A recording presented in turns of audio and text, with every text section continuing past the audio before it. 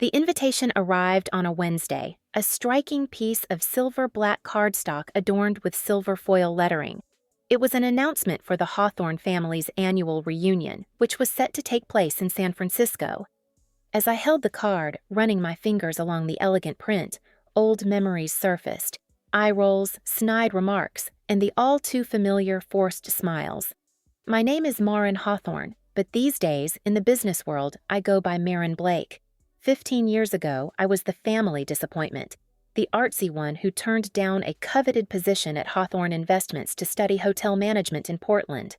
I was the black sheep, the one with dreams but no real prospects. My phone buzzed. It was my cousin Serena. I picked up. "Marin," she sang too cheerfully. "I hope you got the invite?" "I did," I replied.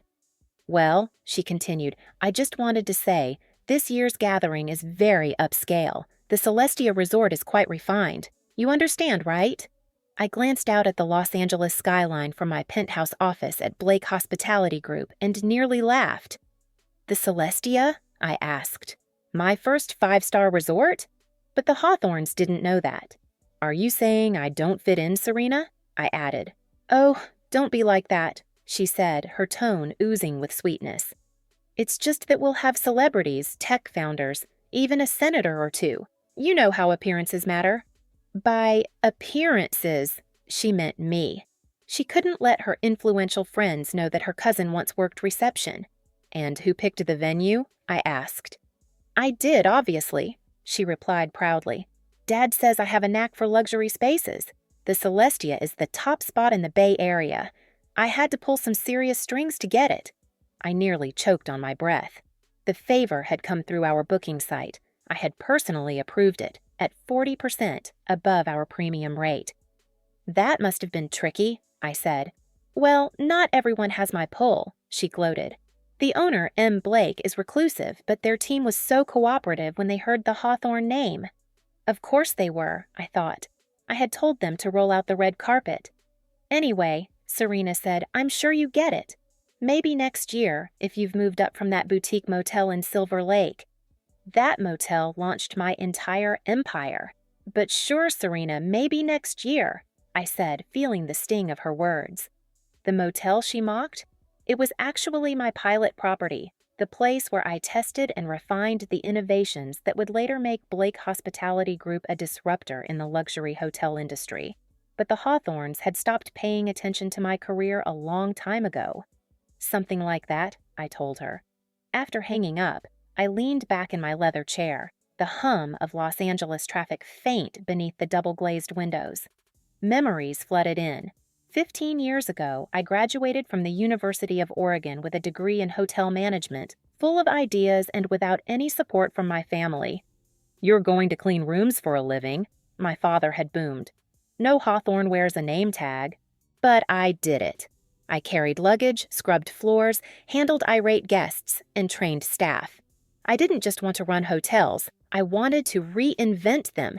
To do that, I had to understand every single detail of how they worked. Within 4 years, I opened my first property, a boutique stay in Silver Lake called the Blue Lantern. It sold out every weekend. Now, at 34, I own 21 high-end resorts across 5 countries. The Celestia, their reunion venue, was my crown jewel, a fusion of California coastal design and sustainability tech. It won Luxury Resort of the Year twice. And now, somehow, my family thought it was too good for me. My phone buzzed again. It was Marcus, my assistant. "Reunion contract needs your signature. Want me to bring it up?" I typed back with a grin. "No need, I've got plans for this one." I opened my laptop and began finalizing the adjustments. If they thought I wasn't fit to attend, they were about to experience what exclusion looked like.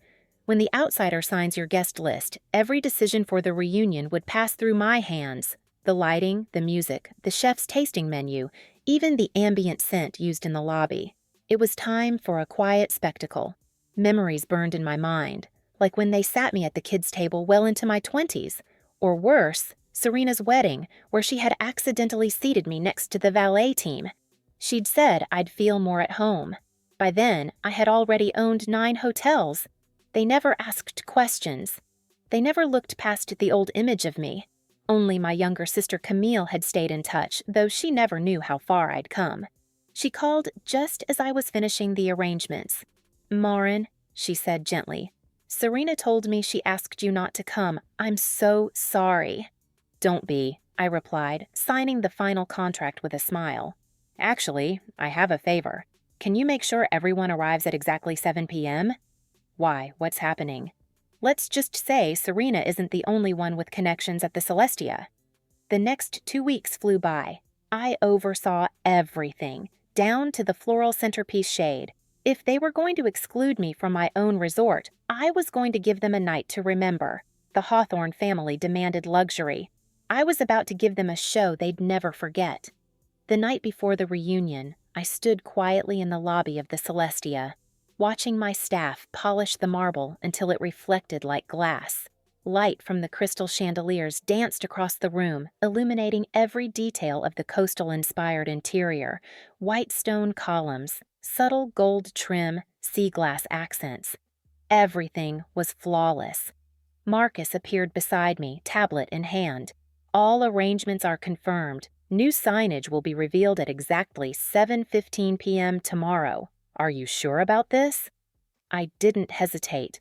I thought of Serena's smug voice on the phone, of the years of microaggressions and cold shoulders.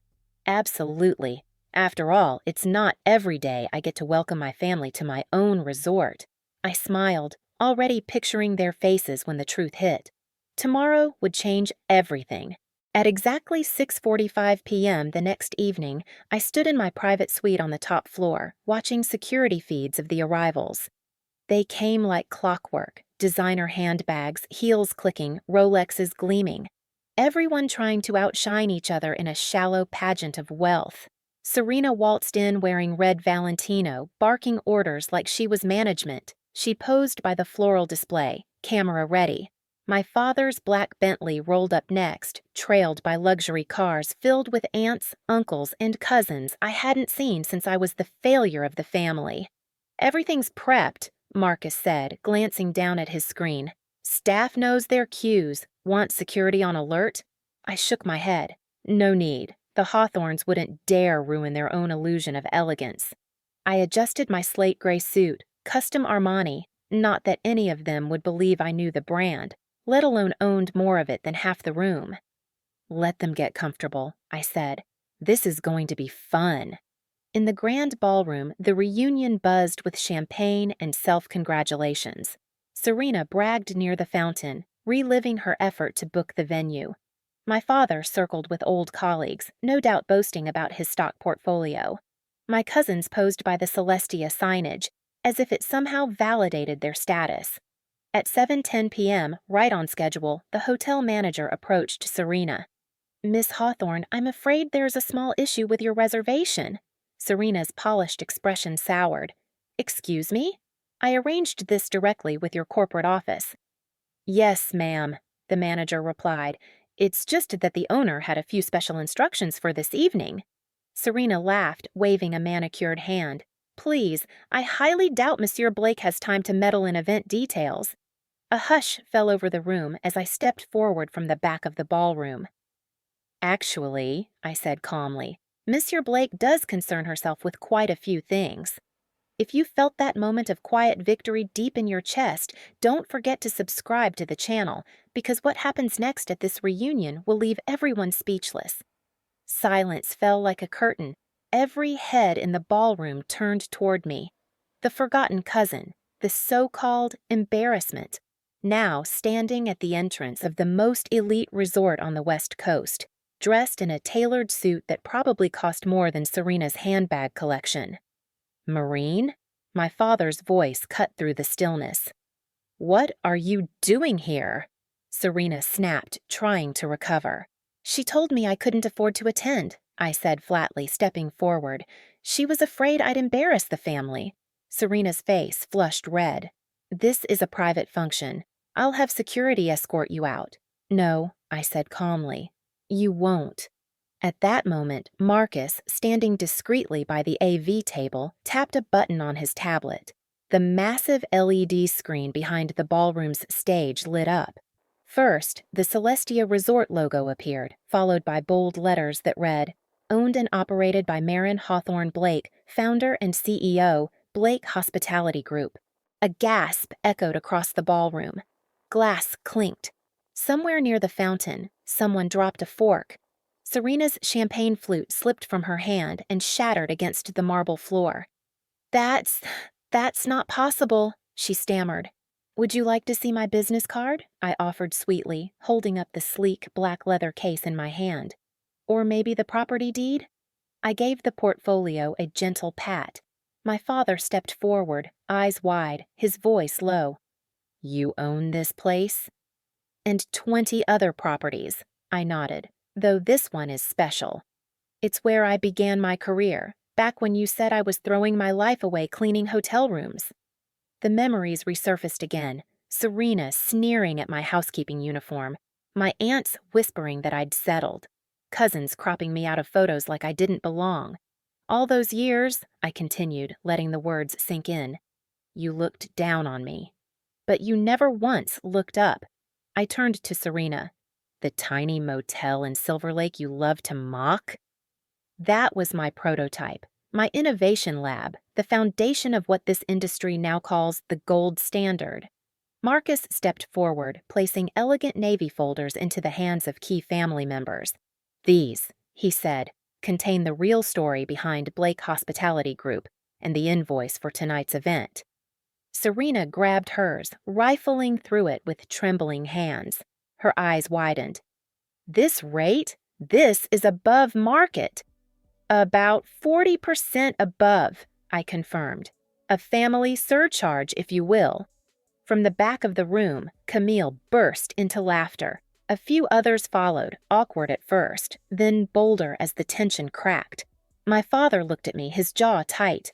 "Why didn't you ever tell us?" I met his gaze. "Would you have believed me?" He said nothing. No one did. But in that moment, the silence spoke volumes. 15 years ago, you told me no daughter of yours would ever work in a hotel," I said, my voice steady but clear. "Well, you were right about one thing. I don't work in a hotel." I paused, then smiled. "I own them." Around the room, every digital screen came to life. Panoramic visuals of my resorts worldwide flickered across the ballroom. The golden hues of our overwater villas in the Maldives, the snow-draped elegance of our Swiss Alpine retreat, the towering grandeur of our glass-fronted property in Dubai, where the skyline stretched like a crown across the horizon. "As for tonight's reunion," I added smoothly, "your reservation hasn't been canceled. You're welcome to stay. In fact, I've arranged a private tour of the property. I think it's time you all saw what a career in customer service really looks like." Serena took a step forward, her polished persona cracking. "Marin, we never meant—" I cut her off, gently but firmly. "Yes, you did. Every snide joke, every time you left me out of the photo, every time I was treated like the help." I looked around the room, my voice lifting just slightly. "But while you were busy upholding your status," I said, my voice steady, "I was busy building a legacy." "Welcome to the Celestia." The crowd stirred. "My team will escort you to your upgraded suites, though," I added, turning slightly toward Serena. "Your room had to be adjusted last minute due to a high-profile booking.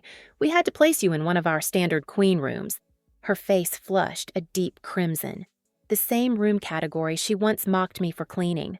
As the family followed staff to their suites, some in awkward silence, others nervously whispering, my father stayed behind. "I was wrong," he said, his voice uncharacteristically soft. I studied him for a long moment, the man who once belittled my choices, now unsure.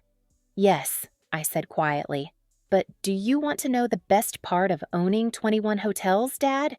He raised an eyebrow. "I've got 21 presidential suites. You can pick any one of them to stay in while you figure out how to make things right." A faint smile tugged at his lips. "Where'd you learn to negotiate like that?" "Probably the same place I learned real leadership," I replied, my tone cutting through the air. "By starting at the bottom. Something this family never had to do." That night, after the private tours and quiet conversations had ended, I stood in my penthouse suite, overlooking the San Francisco skyline. Marcus entered with a folder in hand. "Tonight's final numbers," he said. "Your family, humbled." I laughed. Amazing what a little perspective, and a room without a view, can do. "Are you going to tell them?" he asked. "About Paris? Tokyo?" I turned to the desk where the contract sat, ready to be signed. "Not yet," I smiled.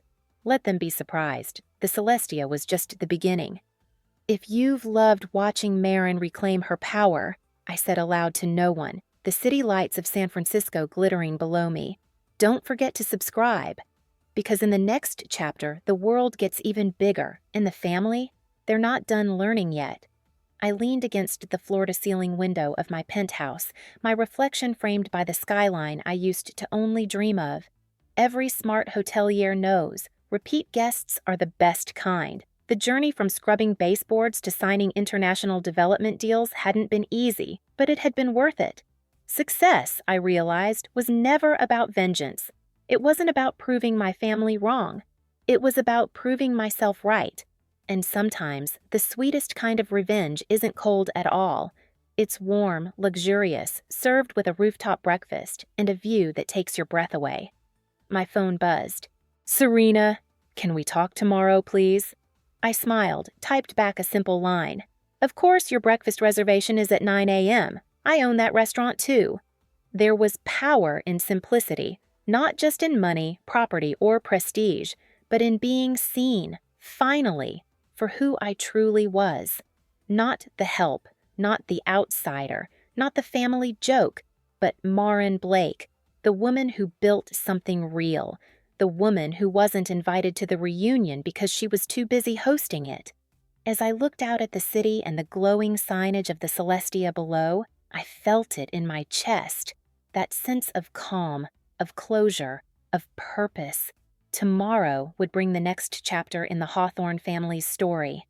Not one born from old money or empty pride, but from something earned. Because at the end of the day, every great hotel knows the secret. It's not just about offering a bed, it's about giving people something they'll never forget. And tonight, my family would remember. If you've made it this far, thank you for walking this journey with me.